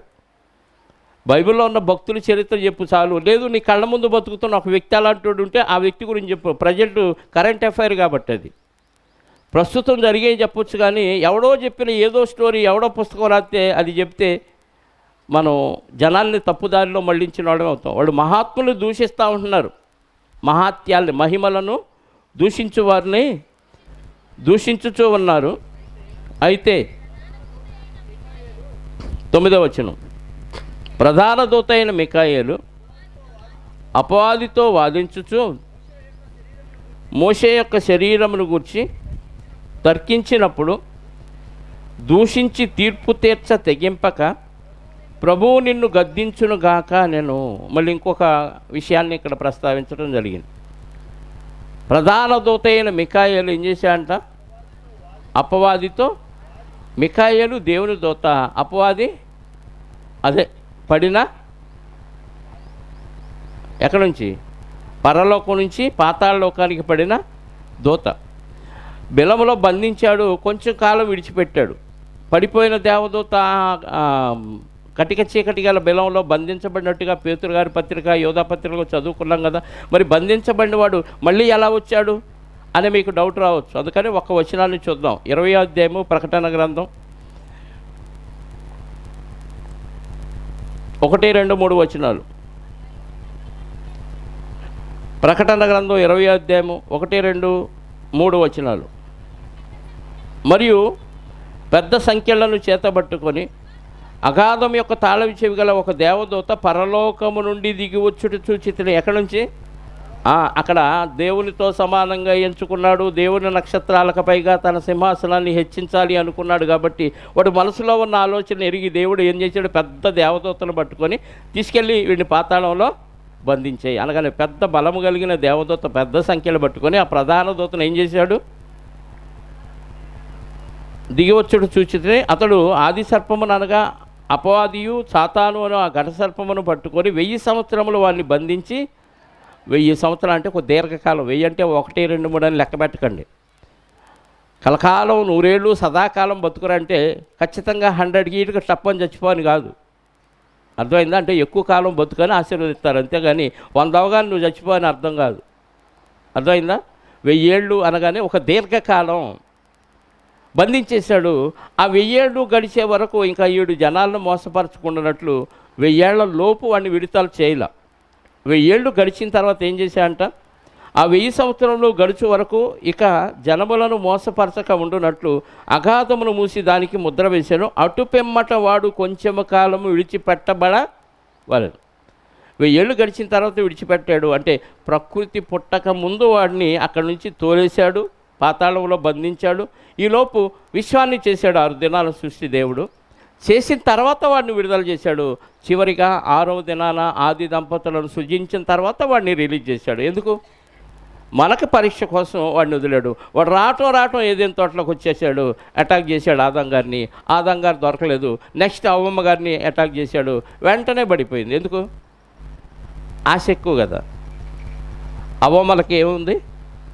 ఆశ ఎక్కువ. అందుకే ఆదం గారు పడలేదంట, అవ్వమ్మ గారు తప్పన పడిపోయారు. అక్కడ నుంచి లోకంలోనికి పాపం ఎంటర్ అయింది. అర్థమైందా? కాబట్టి మళ్ళీ యోధా పత్రికకి వెళదాం. అంటే అపవాది ఉన్నాడా ఇప్పుడు అని అంటే అప్పుడు విడిచిపెట్టాడు. ఇప్పటికీ వాడు తనకు సమయము కొంచెమే అని ఏం చేస్తున్నాడు? పేతురు పత్రికలు అంటాడు కదా, వద్దులేండి. 9వ వచనం, అయితే ప్రధాన దూత అయిన మికాయేలు అపవాదితో వాదించుచు. కాబట్టి అపవాది రిలీజ్ చేయబడ్డాడు. ఎక్కడ దేవుని కార్యక్రమం జరుగుతున్నా వాడు అడ్డొస్తానే ఉంటాడు. దేవదూతలకి సాతాను దూతలకి ఎప్పుడు యుద్ధం జరుగుతూనే ఉంటుంది. దాని గురించి మోషే శరీరము ఊరించిన తర్కము అనే ఒక పాట ఉంటుంది యూట్యూబ్లోనే, అది త్రిబుల్ సి తెనాలిలోనే ఉంటుంది. అది వినండి, దీని గురించి ఫుల్ క్లారిటీ వచ్చింది. మోషే గారి శరీరం గురించి వాళ్ళిద్దరూ డిస్కషన్ చేసుకొని దేవుడే నిన్ను గద్దించుగాక అన్నాడు మికాయేలు గారు. అంటే గొడవ పడి వాదించి వాడితో అనరాని మాటలని శపించటానికి బదులు దేవదూత ఏం చేశాడు? దేవుడికి అప్పచెప్పాడు, దేవుడు నిన్ను గద్దించునుగాక. అసలు వాస్తవంగా మోషే గారి శరీరాన్ని సమాధి చేశారన్నది మనకు తెలుసు. ఒకసారి ద్వితీయోపదేశకాండం 34వ అధ్యాయం ఒకసారి చూడండి ప్రియులారా. ద్వితీయోపదేశకాండం 34వ అధ్యాయము మొదటి నుంచి. మోషే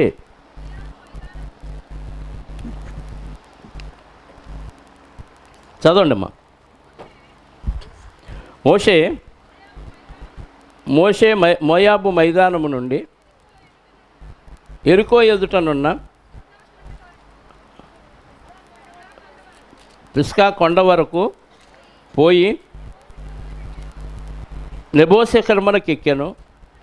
అప్పుడు యెహోవా దాని వరకు గిలాదు దేశమంతయు, నఫ్తాలి దేశమంతయు, ఎఫ్రాయిము, మనష్షేల దేశమును, పశ్చిమ సముద్రము వరకు యోధా దేశమంతయు, దక్షిణ దేశమును, సోయరు వరకు ఈత చెట్లు గల ఎరుకో లోయ చుట్టూ మైదానమును అతనికి చూపించను. అంటే కనాను దేశం 4 పక్కల చూపించాడు. అంటే కనాను దేశానికి మధ్యలో ఏముంది? పిస్కా కొండ ఉంది. ఆ కొండ మీదకి ఎక్కాడు, 4 పక్కల చూశాడు. నిన్ను అందులోకి ప్రవేశింపజేయను, ఆ దేశంలో సంపదను అనుభవింపజేయను, ఎందుకంటే నన్ను పలాని ప్రాంతంలో నన్ను అవమానపరిచావు కాబట్టి నేను అందులోకి ఎంటర్ చేయడానికి నీకు పర్మిషన్ ఇవ్వను అని ఆ పిస్కా కొండ ఎక్కించి 4 పక్కల చూపించి ఇక్కడే చచ్చిపో అన్నాడు, ఈ దేశంలోనే చచ్చిపో అన్నాడు. చూశాడు, 4 పక్కల చూశాడు మోషే గారు. చూసి 4వ వచనం, మరియు యెహోవా అతనితో ఇట్లా నేను నీ సంతానములకు ఇచ్చేదలే అబ్రహాము, ఇస్సాకు, యాకోబులకు నేను ప్రమాణము చేసిన దేశమును ఇదే. కనులారా నిన్ను దాన్ని చూడనిచ్చితేను కానీ నీవు నది దాటి అక్కడికి వెళ్ళకూడదు. ఎందుకు? మోరియా జలాల యొద్ద నన్ను అవమానపరిచావు కాబట్టి ఏం చెప్పాడు? 5వ వచనం, యెహోవా సేవకుడైన మోషే యెహోవా మాట చొప్పున మోయాబు దేశములో నువ్వు ఈ దేశంలోనే చచ్చిపోవాలి, ఆ కొండెక్కి 4 పక్కల చూడాలి అని చెప్పగానే అక్కడే చచ్చిపోయాడంట. ఎందుకు చచ్చిపోయావుగా మోషే గారు అని అడిగితే దేవుడు చచ్చిపోమన్నాడు, చచ్చిపోయాను అన్నాడు. యెహోవా మాట చొప్పున చెప్పండి, మోయాబు దేశములో మృతి పొందెను. బెత్పెయారు ఎదుట మోయాబు దేశంలోనున్న లోయలో అతడు పాతి పెట్టబడెను. ఎక్కడ చెప్పాలి? బెత్పెయారు ఎదుటనున్న ఆ లోయలో అతడు. ఇప్పుడు శరీరాన్ని ఏం చేశారు? పాతి పెట్టారు. ఇప్పుడు శరీరం గురించి ఇక్కడ డిస్కషన్ ఏంటి చెప్పాలి? మికాయేలుకి దేవదూతకి డిస్కషన్ అవసరం. ఇంకా సమాధి చేసేసారా శరీరం? సమాధిలో ఉన్న శరీరంతో కూడా శవరాజకీయాలు చేస్తాడా సాతాను? చెప్పండి. మన ఇంట్లోనే ఒక మనిషి చనిపోయాడు. బతుకున్నప్పుడు 2-3 పిల్లలున్న తల్లిదండ్రులు వృద్ధులైనప్పుడు పంచుకుంటారు. ఎందుకు? వాళ్ళు దేనికో దానికి పనికొస్తారు. పిల్లలు స్కూల్కి తీసుకెళ్తానికో, ఇంట్లో ఇంటి పని చేయటానికి అమ్మ, బయటికి వెళ్ళి పని చేయటానికి నాన్న పనికొస్తాడని తీసుకుంటాడు. ఇద్దరు పని చేయలేని స్థితిలో ఉన్నారనుకో, అప్పుడు పంచుకుంటారా పిల్లలు? చెప్పండి. 1 నెల నేను చూస్తే 1 నెల నువ్వు చూడాలి. అదే పనికొచ్చే తల్లిదండ్రులు అయితే నా దగ్గర ఉండాలి, ఇద్దరు నా దగ్గర ఉండాలంటాడు. ఎందుకంటే ఇటు పెట్టే భోజనం కంటే ఇటు చేపించే శాఖలు ఎక్కువ కదా. అంటే బతుకున్నప్పుడు అవసరం ఎవరికైనా. శవం మమ్మరా, నాకు కావాలరా, నేనే దహన సంస్కారాలు చేస్తాను, నేనే సమాధి చేస్తాను, ఖర్చు అంతా నాదే అంటాడు ఎవడన్నా? అనరు. ఎందుకు? అరే వాటా ఎంత ఇస్తావు, మరి దినం చేయాలి, పెట్టే గ్రాండ్గా చేయాలి, దరువు లేపియాలి, అందరికీ మందు పోపియాలి, కాబట్టి వాటాలు వేసుకుందాం అంటారు. ఈ శవం వద్దా నీకు? శవం ఎవరికి కావాలండి? దేవుడికి నీ శవంతో పని లేదు, దయ్యానికి నీ శవంతో పని లేదు. నువ్వు బతుకున్నప్పుడు కావాలి దేవుడికి. మోసే శరీరం ఎందుకు ఏం చేసుకుంటుంది సాతాను? అందుకే చక్కగా ఎక్కడ పాతి పెట్టాడో చెప్పాడా? చెప్పిన ప్లేసు కొంతకాలానికి వాళ్ళు అక్కడ విడిచి వెళ్ళిపోయారు కాబట్టి ఆ ప్లేసు మరుగైపోయింది. ఆ సమాధి కనపడల తర్వాత అంతే. అది కూడా దేవుని చిత్తమే. ఎందుకంటే సమాధి కనపడితే దానికి గుడి కట్టేసి పూజలు చేస్తారు వీళ్ళు. ఇప్పటికీ కాకాని తోటలో ఆ సమాధికి ఏం చేస్తున్నారు? దండం పెట్టారు. మొన్నటిదాకా మట్టి తింటుంటే మట్టి అయిపోతే మళ్ళీ గొయ్యి పడుతుందని మట్టి పోతే మళ్ళీ అది తింటుంటే ఇక లాభం లేదండి, చుట్టూ ఫెన్సింగ్ వేసేసారు దానికి, ఈ మట్టి తినే బ్యాచ్కి అడికట్టడానికి.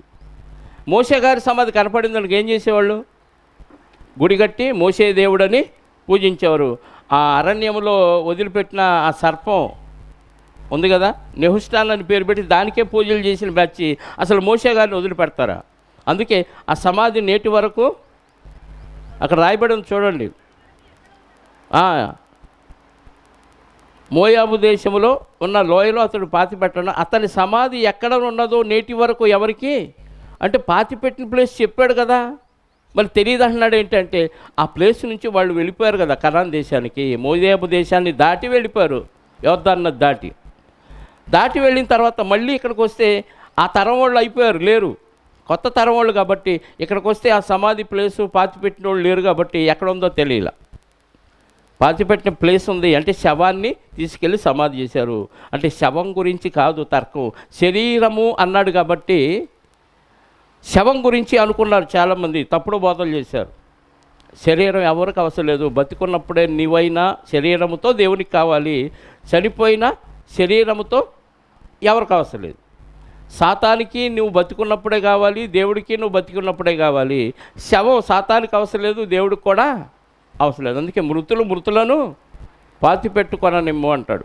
కాబట్టి మోసే శరీరము గూర్చి తర్కం జరిగినప్పుడు అందులో మనం నేర్చుకోవాల్సిన పాఠం ఏంటంటే, ఎవరి దగ్గరైనా తర్కం జరిగిందనుకోండి, నువ్వు వాడికి జడ్జిమెంట్ ఇవ్వద్దు, దేవుడు నిన్ను గద్దించునుగాక అని వదిలేసేయి, అంతే. దేవుడికి అప్పచెప్పి వదిలేసేయి.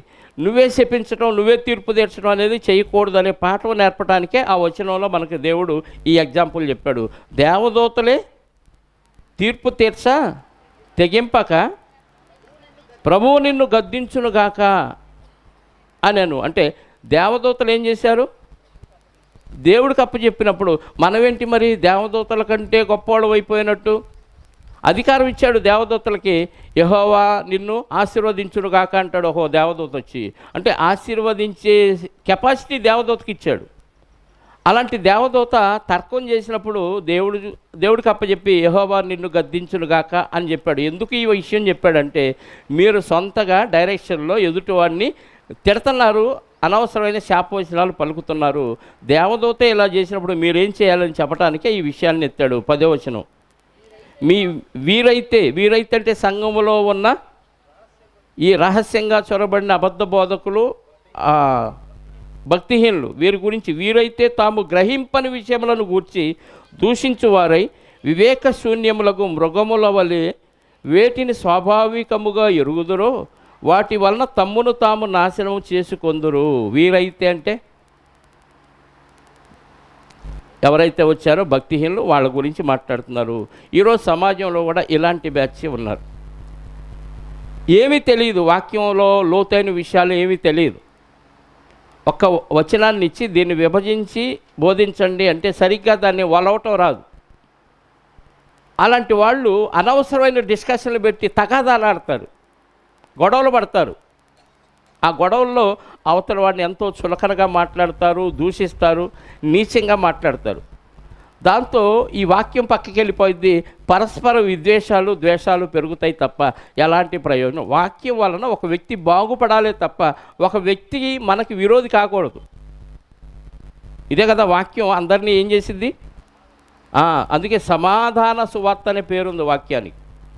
వాక్యం ఒక మనిషిని మరొక మనిషితో సమాధానపరచడానికి ఉపయోగించాలే తప్ప వాక్యము ఒక వ్యక్తికి మరొక వ్యక్తికి చిచ్చు పెట్టేది కాదు, గొడవలు పెట్టేది కాదు. కానీ వాళ్ళు తెలియకపోయినా ఏం చేస్తారంట, వీరైతే తాము గ్రహింపని విషయాలని గూర్చి దూషించువారై వివేక శూన్యములుగా మృగముల వలె వేటిని స్వాభావికముగా ఎరుగుదురో వాటి వలన తమ్మును తాము, అంటే వాక్యపు లోతులు తెలియదు కానీ వివేక శూన్యములయ్యి స్వాభావికంగా ఎరిగిన విషయాల వలన కూడా తమ్మును తాము నాశనం చేసి. ఇది కొంచెం లోతుగా ఆలోచిస్తే తెలిసిన విషయాలతో నాశనం ఎలా చేసుకుంటారు?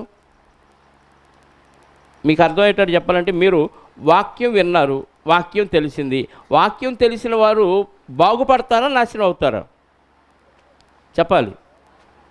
ఇప్పుడు వేటిని మీరు స్వాభావికంగా తెలుసుకున్నారో ఆ తెలుసుకున్న విషయాల వల్ల మీరు నాశనం చేసుకుంటారా బాగుపడతారా చెప్పాలి. బాగుపడతాం కాదు, బాగుపడాలి. కానీ బాగుపడవలసిన వాక్యము తెలుసుకొని మనం మనల్ని మనమే నాశనం చేసుకుంటున్నామంటే వాక్యం తెలుసుకుంటున్నాం కానీ వాక్యానుసారంగా బతకట్లా. అందువల్ల మనల్ని మనం నాశనం చేసుకుంటాం. వాక్యం తెలుసుకొని పాటించకపోతే ఏమవుతాం? వాక్యం విని పాటించకపోతే ఏమవుతాం? నాశనం అవుతాం. అంతే. స్వాభావికంగా ఎరిగిన వారై ఉండి ఏం చేస్తున్నాం? మనల్ని మనం అంటే వాక్యం తెలిసి కూడా నాశనం చేసుకునేవారు ఉన్నారంటే అదే బ్యాచ్ కదా. మనం పాటించటం లేదుగా. వాక్యం తెలియని వాడు ఎటు పాటించడు. ఏంటిలా పాటించలేదంటే నాకు ఎవడు చెప్పలేదు ప్రభు, అందుకే నేను పాటించలేదంటాడు. వెరీ గుడ్ అంటాడు. సాధారణ నరకం, సాధారణ జైలు శిక్ష వాడికి. వాక్యం తెలిసిందా నీకంటే అసలు నా అంత జ్ఞానం ఎవడు లేడు, నువ్వేం చెప్పినా టకటక రెఫరెన్సులు చదివాను అంటాడు. మరి అన్ని రెఫరెన్సులు తెలిస్తే ఎందుకు పాటించలేదు అన్నాడు అనుకో, నాలుగు గరుచుకోవటం, అక్కడికి వెళ్ళి పళ్ళు కొరకటం, ఏడవటం. తెలిసిన తమను తాము నాశనం చేసుకోవటం అంటే ఇదే. యాకోబు పత్రికలో 1:22 చూడండి ఒకసారి. యాకోబు రాసిన పత్రిక 1వ అధ్యాయము 22వ వచనం.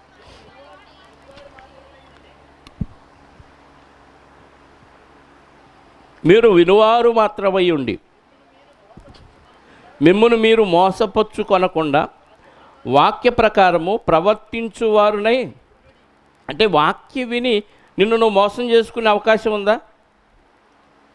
వాక్యం వినపడింది, నిన్ను వల్లే నీ పొరుగు వారిని ప్రేమించు. పక్కింటి వాడితో గొడవ పడ్డావంటే ఏం జరిగింది చెప్పండి? ఇంట్లో వాళ్ళతో గొడవ పడ్డావు, తల్లిదండ్రులతో గొడవ, భార్యతో గొడవ, భర్తతో గొడవ, పిల్లలతో గొడవ, పక్కింటి వాళ్ళతో గొడవ పడ్డావు. వాక్యం విన్నావా? విన్నావు. అర్థమైందా? అర్థమైంది. ఇప్పుడు పాటించలేదంటే నిన్ను నువ్వేం చేసుకున్నట్టు చెప్పు? మనమేమో వాళ్ళని భలే తిట్టాను నేను అనుకుంటున్నావు. కాదు, నిన్ను నువ్వే తిట్టుకొని నీ శిక్షను నువ్వే వేసుకుంటున్నావు, నీ జడ్జిమెంట్ నువ్వే రాసుకుంటున్నావు. వాక్యం విని మనల్ని మనం మోసం చేసుకోవటం అంటే అదే. సీతయ్య నన్నెవడు ఆ డైలాగ్లోనే ఆయన మోసం చేసుకున్నాడు. వాక్యం విని పాటించకపోతే నిన్నెవరు మోసం చేయట్లా, నిన్ను నువ్వే మోసం చేస్తు. ఆ విషయమే 10వ వచనంలో చెప్పారు. యోధా పత్రికలో ఏం చెప్పాడు? వీరైతే తాము గ్రహింపని విషయములను గూర్చి దూషించువారే. ఏం తెలియపోయినా తెగదిట్టేస్తూ ఉంటాడు. ఆడాలంటాడు, ఈడీలంటాడు, డీడీ నాకంతా తెలుసు, అసలు నీకేమి రాదురా అని తిడతా ఉంటాడు. దూషించువారే వివేక శూన్యములకు మృగములను వలె ఉండి. జంతువులు, మృగాలని ఎవరినంటాం? అడవిలో పెరిగే జంతువులు. మృగంరా వీడు. మృగముల వలె ఉండి వేటిని స్వాభావికముగా ఎరుగుదురో వాటి వలన తమ్మును తాము నాశనము చేసుకొనిచున్నారు. అయ్యో వారికి శ్రమ. మళ్ళీ పాత నిబంధనలో స్టార్టింగ్కి వెళ్ళిపోయాడు. వాళ్ళకేంటంట? కయ్యను నడిచిన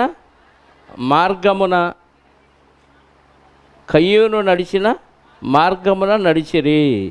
కయ్యూను నడిచిన మార్గం. కయ్యూను మార్గం ఏది?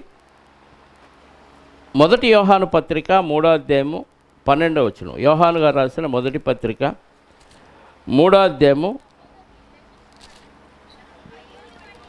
3:12 అంతేనా? మనము కయ్యూను వంటి వారమై ఉండరాదు. వాడు ఎవరి సంబంధి? దుష్టుని సంబంధి. దుష్టిని సంబంధి అయి తన సహోదరుని చంపెను. వాడు అతన్ని ఎందుకు చంపెను? తన క్రియలు చెడ్డవియు తన సహోదరుని క్రియలు నీతి గలవై ఉండెను గనుకనే కదా. ఎందుకంటే చంపింది ఒక మంచి వ్యక్తిని చెడ్డోడు చంపుతాడు. ఒక చెడ్డోడిని ప్రభుత్వం చంపుతుంది, ఉరిశిక్ష పేరుతోనో ఎన్కౌంటర్ పేరుతోనో అనుకోండి. వాళ్ళు చెడ్డోడు కాబట్టి వీళ్ళు చంపుతున్నారు. పోనీ వీళ్ళు మంచివాళ్ళ చంపేవాళ్ళు చెప్పండి? పోలీసులు ఎన్కౌంటర్ చేశారనుకుందాం. 100% పోలీసు పర్ఫెక్టా? చెడ్డోడేనా? జడ్జి గారు మంచోడైనా 100% ఏ పాపం చేయలేదు ఆయన, చేస్తాడు కదా. పోనీ ఆయన ఉరిశిక్ష వేసే తలారి ఒక చెడ్డోడు, ఆడు చెడ్డోడని ప్రభుత్వం ఇచ్చిన చట్టంతో చంపేస్తున్నారు. వాళ్ళకి మనకి తేడా ఏం లేదు. మనం పర్ఫెక్ట్గా మంచోళ్ళం కాదు, కానీ ఒక చెడ్డోడని ఎవడో ఒకరిని మాటలతో చంపేస్తున్నాం. కత్తిపోటు వంటి మాటలు పలుకువారు కలరు అంటాడు సామెతల గ్రంథంలో. అంటే నీ మాట ఎలా ఉంటుందంటే అవతలని మర్డర్ చేసేసింది. కూని చేసిద్ది. ఎలా చెప్పండి? మనం చెడ్డోళ్ళం అయి ఉండి ఎదుటోడి చెడ్డోడు అన్నట్టుగా ఆడు ఉందో చూసారా, ఆయన ఉందో చూసారా అని పనికి మాలిన ముచ్చట్లన్నీ పక్కనోడు గురించి చెబుతావు. ఒక వ్యక్తి పాపాలు కప్పి ఆ వ్యక్తిని ప్రభువు దగ్గరికి తీసుకొచ్చినోడు భక్తుడు. కాస్త కూస్తో భక్తి సాగిస్తున్న వాడి గురించి చెడ్డగా ఒక వ్యక్తికి చెబితే ఈ వ్యక్తి ఆ వ్యక్తి మీద పగ పెంచుకుంటాడు, ఆ వ్యక్తికి ఈ వ్యక్తి దూరం అవుతాడు. అంటే విడగొట్టే పనిలో ఉన్నావు నువ్వు. విడగొట్టే పని ఎవరిది? సాతాంది. కలిపే పని దేవుడిది. ఇప్పుడు మనందరం చెడ్డోళ్ళమేనా, మంచివాళ్ళమా? ఏ భేదము లేదు. ఎందుకు ఎవరు మాట్లాడడం? చెడ్డోళ్ళమేనా మంచివాళ్ళం అంటే ఏందో అందరూ మంచివాళ్ళకి సైలెంట్గా ఉంటారు. అందరూ చెడ్డోళ్ళమేనా? నేను ఒక్కడే మంచిదాన్ని మంచివాడిని అంటారు ఎవరన్నా? అందరూ చెడ్డోళ్ళు, ఏ భేదము లేదు. అందరూ పాపం చేసి చెడ్డోళ్ళవి. అందరూ చెడ్డోళ్ళు అయిన మనల్ని ఏం చేశాడు దేవుడు? మంచోళ్ళగా మార్చడానికి తన కుమారుణ్ణి బలిగా ఇచ్చాడు. అంటే చెడ్డోళ్ళకే దేవుడు ప్రాధాన్యత ఇచ్చి చెడిపోయిన వాళ్ళని బాగు చేయడానికి వచ్చాడు. దేవుడు ఎవరి కోసం వచ్చాడంట? ప్రభు నీతిమంతుల కోసం నేను రాలేదు. ఎవరి కోసం వచ్చాడు? పాపుల కొరకే ప్రభు వచ్చాడు. మరి చెడ్డోడిని ప్రేమించి మంచోడు వచ్చి చెడ్డోడిని బాగు చేస్తుంటే ఈ చెడ్డోడు మంచోడిని ఏం చేశాడు? చంపాడు. మీకు అర్థమైందా? కయ్యను చేసిన పని ఏంటి? ఒక మంచి వ్యక్తి ఏం చేయాలి? ప్రేమించాలి. ఒక చెడ్డ వ్యక్తి మంచి వ్యక్తిని చంపుతాడు. చెడ్డోడైతేనే చంపుతాడు.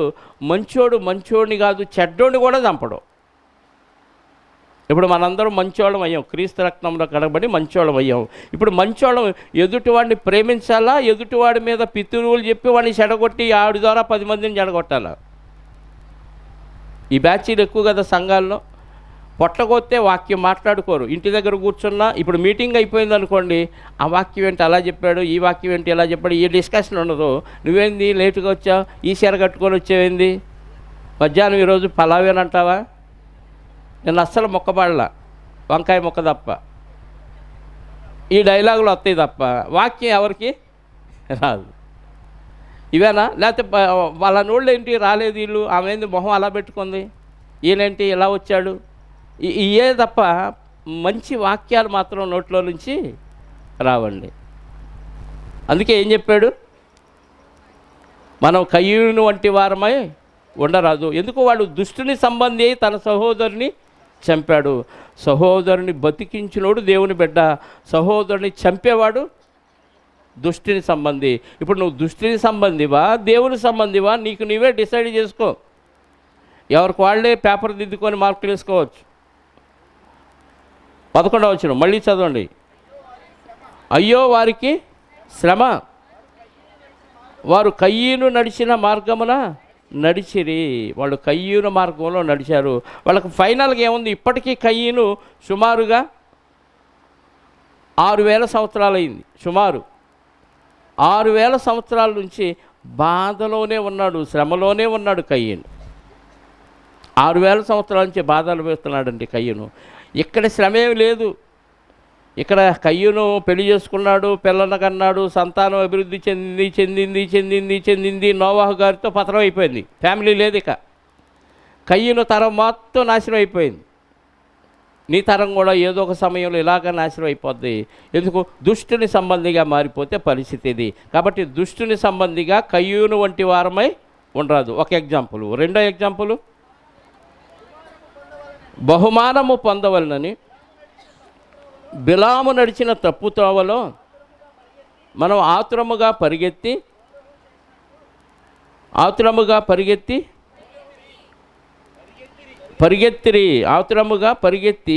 కొరహు చేసినట్లు తిరస్కారము చేసి నశించిరి. ఏకదముని ఇద్దరిని చెప్పాడు.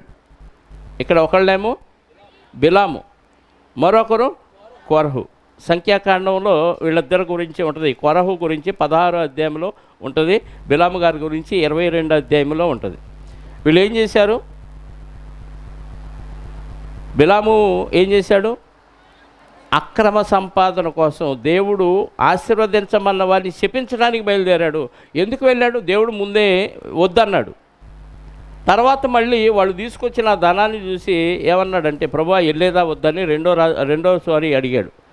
దేవుడు ఏమంటాడు? ఒకసారి చెప్తాడు, రెండుసార్లు మాట మార్చాడు ఆయన. మొదటిసారి వద్దన్నప్పుడు ఇంకా ఫిక్స్ అయిపోవాలి, ఇంకా దేవుడు వద్దన్నాడు కాబట్టి 100% వద్దు, నేను రాను, వెళ్ళిపోండి అనాలి. వాళ్ళు వెళ్ళారు, మళ్ళీ ఎక్కువ సొమ్ము పట్టుకొని వచ్చేసరికి ఈసారి ఆ సొమ్ము వైపు చూశాడు. సొమ్ము వైపు చూడగానే ఏం చేశాడు? వస్తా పదండి అన్నాడు. దేవుడు వెళ్ళన్నాడు. ఎందుకు వెళ్ళన్నాడు? అక్కడ ఏం తీసుకుంటాడు? దేవుడే వెళ్ళమన్నాడు కాబట్టి నేను వెళ్ళానని తీసుకుంటాడు. ఈయన మనసులో ఆలోచన ఏంటి?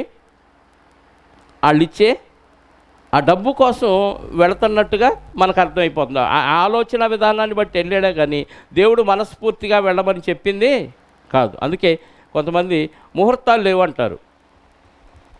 డబ్బులు చూపిస్తే చెప్పండి. కొంతమంది గవర్నమెంట్ ఆఫీసులో కూడా ఈ పని జరగదు, ఈ పని జరగదు, ఆ సంతకం లేదు, ఇది లేదు, అది ఇది అని వంకలు చెప్తూ ఉంటారు.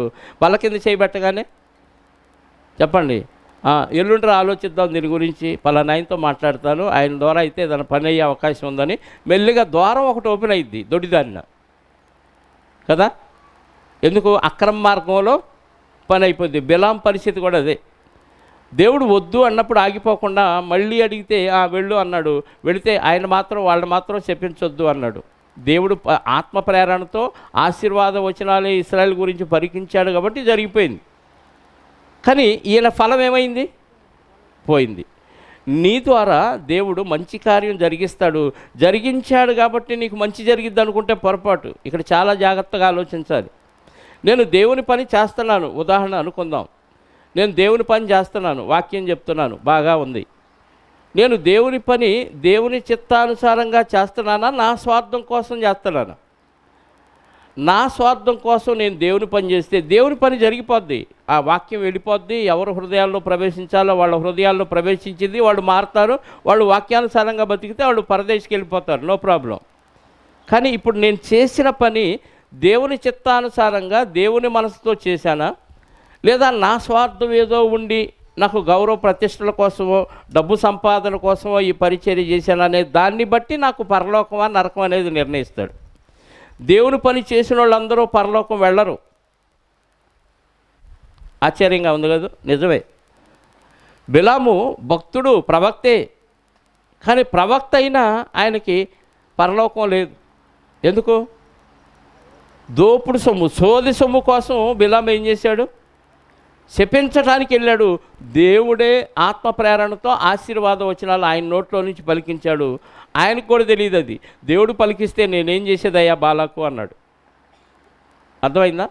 నువ్వు దేవుని సేవ ఏదన్నా చేస్తే, దేవుని పని ఏదన్నా చేస్తే నీ స్వలాభం కోసమో, నీ పేరు కోసమో, నీ యొక్క ఆధిక్యత కోసమో, అందరూ నన్ను మెచ్చుకోవాలనే ఉద్దేశంతోనో చేయొద్దు. దేవుడు చెప్పాడు కాబట్టి ఆయన దాసుడుగా నేను చేయాలి. యాకోబు గారు యేసుక్రీస్తు సహోదరుడు నేను ఎందుకు చెప్పుకోలేదు? దాసుడు అని చెప్పుకున్నాడంటే నేను దాసుడిని, ఆయన కింద సేవకుడనే ఉద్దేశం. సొంత తోడబుట్టిన తమ్ముడైనా అంత తగ్గించుకున్నాడు. ఆయనే తగ్గించుకుంటే మనం ఏం చేయాలి? ఇంకా తగ్గించుకోవాలి. నేను బాగా చెప్తాను కాబట్టి విర్రవేయకూడదు, నేను బాగా పాడతాను కాబట్టి విర్రవేయకూడదు, నేను ఎక్కువ డబ్బు ఇచ్చాను కాబట్టి విర్రవేయకూడదు. ఇవన్నీ దేవుడు చూస్తూనే ఉంటాడు. ఏ ఉద్దేశంతో చేసావనేది ఇంపార్టెంట్. కాబట్టి బిలాముల లాగా మనం ఏం చేయకూడదు? దోపుడు సొమ్ము కోసం, స్వార్థం కోసం దేవుని పని చేయకూడదు. దేవుడు వెళ్ళమంటే వెళ్ళాలి, వద్దంటే మానేయాలి. తగ్గింపు జీవితాన్ని కలిగి ఉండాలి అనేది బిలాము గురించి చెప్పిన బోధ. నెక్స్ట్ ఎవరు? కోరహు మోషే గారి నాయకత్వాన్ని ఎదిరించిన వారు. మోషే గారికి అహరోను గారికి దేవుని పిలుపు ఉందా? ఆకలి అవుతున్నట్టుంది. ఉందా లేదా? మోషే గారికి అహరోను గారికి దేవుని పిలుపు ఉంది. దేవుని పిలుపుని బట్టే వాళ్ళు వెళ్తున్నారు. బాబు ఈ బాధ్యత నాకు వద్దయ్యా, తీసే, ఇంకెవరికన్నా ఇయ్యంటే లేదు నువ్వే ఉండన్నాడు మోషే గారిని. నా వల్ల కాదన్నాడు, కానీ నువ్వే ఉండన్నాడు. నాకు నోటి బాధ్యం అన్నాడు, అయినా నీ నోరుగా అహరోను పెడతానన్నాడు. నువ్వే చేయన్నాడు. అంటే బలవంతంగా దేవుడు మోషే గారికి అప్పగించిన బాధ్యత ఇది. ఏ పరిస్థితుల్లో ఉన్నా, మిద్యాను దేశంలో ఉన్నవాడిని పరుగును రప్పించాడు ఐగుప్తుకి. అంటే ఎక్కడో దూరంలో ఉన్న వారిని రప్పించి బాధ్యత వద్దన్నా బలవంతంగా అప్పగించి నువ్వే చేయాలి అన్నాడు. నిన్ను పుట్టించింది అందుకు, నువ్వు ఒక కారణజన్ముడు అయ్యా మోషే అని చెప్పాడు. అలాంటి బాధ్యతలు తీసుకొని దేవుని సేవ చేస్తూ వాళ్ళు గొనిగినా సనిగినా ఏం చేస్తున్నా సహిస్తూ ఓర్చుకుంటూ సహించలేనప్పుడు దేవుడి దగ్గర వెళ్ళబోసుకుంటే దేవుడే ఓదార్చి నువ్వు చేయాల్సిందే, ఈ ప్రయాణం నువ్వు చేయాల్సిందే, వాళ్ళని మొయ్యాల్సిందే, నువ్వు కనకపోయినా వాళ్ళ బాధ్యత నీదే అని బలవంతంగా నడిపిస్తుంటే మధ్యలో కొంతమంది పుట్టుకొచ్చారు. ఏంటి ఆయనే అధికారం చెలాయిస్తాడు, ఏమన్నా ఆయనకేనా దేవుడు, మనకు దేవుడు కాదా, ఆయనే నాయకుడా అంటే ఈయన బాధ్యత ఎదుటోళ్ళకి ఎలా కనపడిందంటే హీరోయిజం లాగా కనపడింది, అందరి మీద అధికారం చెలాయిస్తున్నట్టుగా కనపడింది. నా మీద కూడా కొంతమంది ఇలాగే అనుకుంటారు, ఆయన అధికారం చెలాయిస్తున్నాడు, అందరినీ తిడతాడు, కొడతాడు, దూషిస్తాడు అనుకున్నాను. నేను ఎవరిని బూతులు ఒక్క మాట కూడా రాదు నా నోట్లో నుంచి. నా చిన్నప్పటి నుంచి తల్లిదండ్రులు భయం ఉంది, అమ్మ నాన్న టీచర్ కాబట్టి బూతులు నేర్చుకోవాలా. ఎవడైనా పొరపాటున ఎవడైనా మాట్లాడుతుంటే ఆడ దగ్గరికి వెళ్తే లాగేసేవాళ్ళు నన్ను. ఎవరిని బూతులు తిట్టను, ఎవరినైనా గద్దిస్తే వాక్యానుసారంగా బతకపోతే అడుగుతాను, ఏంది ఇలా ఉన్నావని గట్టిగా చెప్తాను, అంతే. అది దేవుడు నాకు ఇచ్చిన నైజం. దానికి అధికారం చెలాయిస్తున్నాడు, నన్నే అంటున్నాడు, నన్నే తిడతాడు అనుకుంటే తిట్టు కాదు, అది దేవుని వాక్యంతో హెచ్చరిక చేయటం, నీ బాగు కోసం చెప్పేదే. పోనీ నా సొంత పని కోసం ఎవరైనా డబ్బులు అడగటం కానీ, నా సొంత పని కోసం ఎవరైనా తిట్టడం కానీ ఏమైనా జరిగిందా? చరిత్రలో ఉండదు. అది నా సొంత పని కోసం ఎప్పుడూ అడగలేదు, ఎవరిని ఏమీ అనలేదు. దేవుని పని చేయకపోతే, దేవుని వాక్యానికి ప్రాధాన్యం ఇవ్వకపోతే, వాక్యానుసారంగా నువ్వు నడవకపోతే, వాక్యానుసారంగా నువ్వు సమయానికి రాకపోతే ఖచ్చితంగా అరుస్తాను నేను. దానికి నాయకత్వం చేస్తున్నాడే, పెత్తనం చేస్తున్నాడే, వాళ్ళకి చెప్పడం వీళ్ళకి చెప్పడం అంటే వాళ్ళకి చెబుతున్నానో లేదో ఎవరికి తెలియదుగా. ఎవరికి ఎప్పుడు ఎక్కడ చెప్పాలో నాకు తెలుసు కదా. దాన్ని అపార్థం చేసుకో, అది నాయకత్వం అనుకుంటే పొరపాటు. నేను చేసిన గొడ్డు చాకరీ మీలో ఎవరు చేయరు తెలుసా. చర్చికి వస్తారు, వెళ్ళిపోతారు. తర్వాత ఏ వస్తువు పాడైంది, ఏ వస్తువు కొనాలి, ఏది శుభ్రంగా ఉంది, ఏది శుభ్రంగా లేదు, ఎన్ని వస్తువులు బాగు చేస్తానో, గొడ్డు చాకరీ ఎంత చేస్తానో ఇంట్లో వాళ్ళకి తెలుసు, చుట్టుపక్కల వాళ్ళకి తెలుసు, మీకు ఎవరికి తెలియదు. 3 సంఘాల్లో ఏది పాడైనా నేనే చూసుకుంటా. ఎంత చాకరీ చేస్తానో మీకు అర్థం కాదు. ఇవన్నీ మీరు చేయగలరంటే చేయలేరు. ఎట్లా ఉంటుందంటే స్టేజ్ మీద కూర్చొని చెప్పిందోడే హీరోలాగా కనపడతాడు. ఆడి వెనకాల ఎంత మదనం ఉంటుంది, ఎంత తపస్సు ఉంటుంది, ఎంత ఒత్తిడి ఉంటుందో మీకు అర్థం కాదండి. ఆ నాయకత్వపు స్టేజీలోకి వచ్చినప్పుడు అర్థమైంది. నేను ఇలాంటి అధికారం కావాలి అనుకునే వాళ్ళకి ఎవరు అయినా కొరహు అధికారం కావాలి అనుకున్న వాళ్ళకి ప్రాక్టికల్గా నేను చెప్పేది ఏంటంటే, ఒక నెల రోజులు ఈ బాధ్యతలు స్వీకరించి, అందరికీ ఫోన్లు చేసి, సమయానికి రప్పించి, అందరికీ అన్ని బాధ్యతలు అప్పగించి ఒక నెల రోజులు పరిచర్య చేయండి చూద్దాం. ఒక నెల రోజులు బాధ్యత తీసుకొని ఎవరిని తిట్టకూడదు, ఎవరిని గద్దించకుండా ప్రేమతో అన్ని పనులు చేసి ఒక నెల రోజులు పరిచర్య చేయండి. ఎక్కడ మీటింగ్ ఉన్నా సమయానికి అందరినీ గ్యాదర్ చేయటం, సామాను సర్దటం, వచ్చిన సామాను మళ్ళీ దించడం, ఆదివారం కార్యక్రమాలు జరిగించడం, ఈ కార్యక్రమాలన్నీ ఒక నెల రోజులు జరిగించండి. అప్పుడు నాయకత్వం అంటే ఏంటో మీకు ప్రాక్టికల్గా అర్థమైంది. మిగతా సేవకుల సంగతి పక్కన పెట్టండి, వాళ్ళు సమయానికి వస్తారు, స్టేజ్ ఎక్కుతారు, మాట్లాడతారు, వెళ్ళిపోతారు. నేను అలా కాదండి. మోషే గారిలాగా ఒళ్ళు హోనం చేసుకొని దేవుని వాక్యాన్ని కొరకు నేను ఎంత కష్టపడతానో చూసిన వాళ్ళకి, దగ్గరగా చూసిన వాళ్ళకి బాగా అర్థమైంది. ఈ కొరహు గారు అతను కొంతమందిని ప్రేరేపించి ఏం చేశాడు, వాళ్ళేనా మీరేనా నాయకులు, మేము కూడా నాయకులమే, దేవుడు మాకు కూడా అధికారం ఇచ్చాడు, మేము పరిశుద్ధులమే, నువ్వు పరిశుద్ధుడు అయితే మేము పరిశుద్ధులమే, నీకు మేమెందుకు లోబడాలి, నువ్వు పిలిస్తే మేమెందుకు రావాలని తిరస్కారం చేశారు. అలా తిరస్కారం చేసినప్పుడు దేవుడు ఎంటర్ అయ్యాడు అక్కడ. మోషే గారు ఏమన్నా, ప్రభా వీళ్ళు ఇలా అంటున్నారని సాగిలపడ్డారు మోషే అహరోన్లు. వాళ్ళు ఏమి ఎదిరించలా, ఏం చేశారు, దేవుడికి అప్పచెప్పారు. దేవుడు ఏమన్నాడు, రేపు మీరందరూ నా దగ్గరికి రండి, ఆ కొరహు సంబంధించిన వారు నా దగ్గరికి రండి, మోషే అహరోన్లు కూడా నా దగ్గరికి రండి, ఎవడు దేవుని జనాంగమో ఎవడు బయటోడో నేనే తెలుస్తానని దేవుడే తీర్చేశాడు. అంటే ఇలాంటి సందర్భాలు వచ్చినప్పుడు సమస్య ఎక్కడికి వెళ్ళాలి, దేవుని దగ్గరికి వెళ్ళాలి. తేల్చుకుందాం నువ్వో నేనో అనే గొడవ పడకూడదు. తగ్గింపు జీవితం కలిగి ఉంటే ఖచ్చితంగా దేవుడే అన్నిటికీ పరిష్కారం ఇస్తాడు అనేది మనకు అర్థం అవ్వాలి. ఆ వచనంలో ఉన్న భావం అది. 11వ వచనం కదా, కొరహు చేసినట్టు తిరస్కారము చేసి నశించిరి. భూమి ఏం చేసింది, వాళ్ళని నెర్రవిడిచి ఆ కొరహు సంబంధులందరినీ, ఆయనకు సపోర్ట్ చేసిన వాళ్ళందరినీ నెర్రవిడిచి మింగేసింది. పరిశుద్ధుడైన మా పరలోకపు తండ్రి, ఈ ఘనమైన శ్రేష్టమైన ఉన్నతమైన నామాన్ని బట్టి స్తోత్రాలు. ఇదిగో నాయన, లేఖనాల పరిశోధన